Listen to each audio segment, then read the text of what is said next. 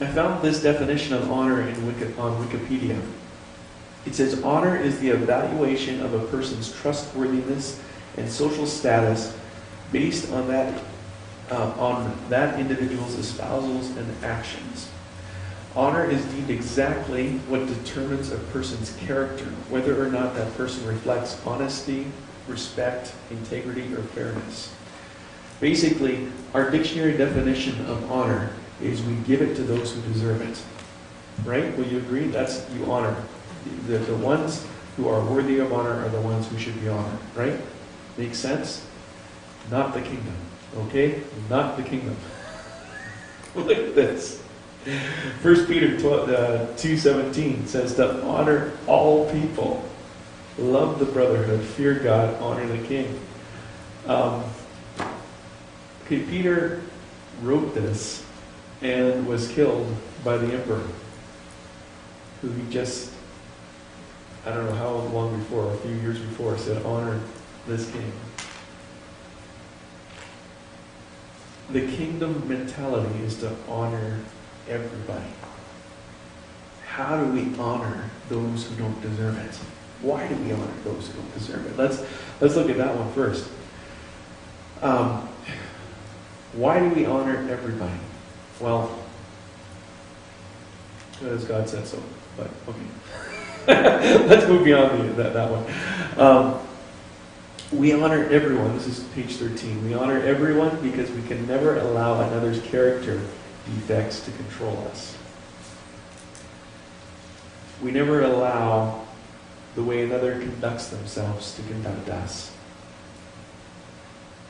When this is teaching from Danny Silk. He's a pastor at Bethel, and when I heard him say this, it's like, man, that's powerful. I just have never seen that before.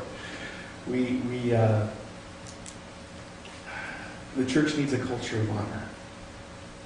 And it's too often when a pastor starts preaching that way, it's that the pastor is the one that needs honor, right? And so, bow to the pastor because he's the guy in charge. He's the one that knows what's doing, so honor him. That is such a, Satan has just warped it so much. We need to honor all people. We honor those we minister to up here on a Sunday morning. We honor our pastors. We honor our spouse. We honor our boss. We honor those under us. We honor our children. We honor our neighbor. We honor them. How do we do this on a Sunday morning? Okay, practical advice. We never embarrass somebody. Okay? When you are ministering to somebody, whether it's here Sunday morning, whether it's in a coffee shop, especially when it's in public, even like in your living room, you do not embarrass them. And we'll cover some ways that it's easy to embarrass people, okay? You ask permission before you do something. Is it okay? If you're praying for someone, it's good to lay your hand on that area of the body that you're praying for, as long as it's appropriate, but you don't do that automatically. Ask for their permission. Is it okay if I lay my hand on your shoulder? Is it okay if I put my hand on your head? Honor them by asking permission. Respect their comfort levels. When you begin to minister, I have far different comfort levels than most people I know. And respect them. Like, don't come too close into their space. This is a great church for as far as sound goes, great building for ministering to people. It's not loud. You don't have to be right up into someone's face to hear what they're saying. Give them their space. Don't if you ask their permission to do something and they're not willing to go there, respect that.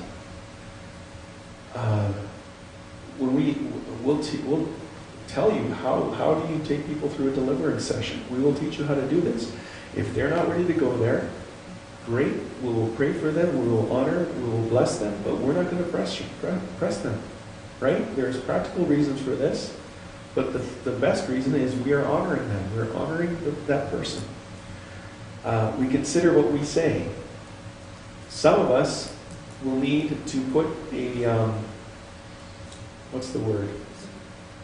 And you got nothing that stops what your thoughts coming out of your mouth. You got to put some sort of filter in there. Yeah. Some of us will need to learn that, and I might be one of them. Consider how you speak as well. How do you talk to people when you are praying for them? It simply is. There may become a time, you're going to learn to take authority over demons when you're praying for people, right? You don't have to raise your voice, but sometimes it helps.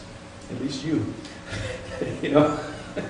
Make sure they know you're not yelling at them. Make sure you know that you aren't angry at them. Understand these things. Honor that person. Consider how you speak. Care for the person. Minister to the person, okay? You're not there. You're praying for some illness. You're praying for some physical, praying for a limb to grow back or something. God's told you. Sometimes I've been there. Okay, you get so excited. This is going to happen. This is it. This is what's going to be going on, and it's so much you get focused on this thing happening instead of ministering to the person. We're going to teach you how to give you some hints. How do you minister to those who are chronically ill, who have serious illnesses for a long time? How do you do that? Simply, if somebody is up here on their knees, guess what? Pray short. Let them stand up. Let them stretch.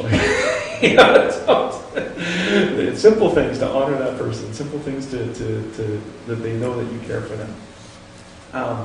As you minister prophetically, we'll teach you how to look for the gold. Always look for the gold of the person. And you honor by seeking the words that bring life. And again, we're going to practice that in just a little bit.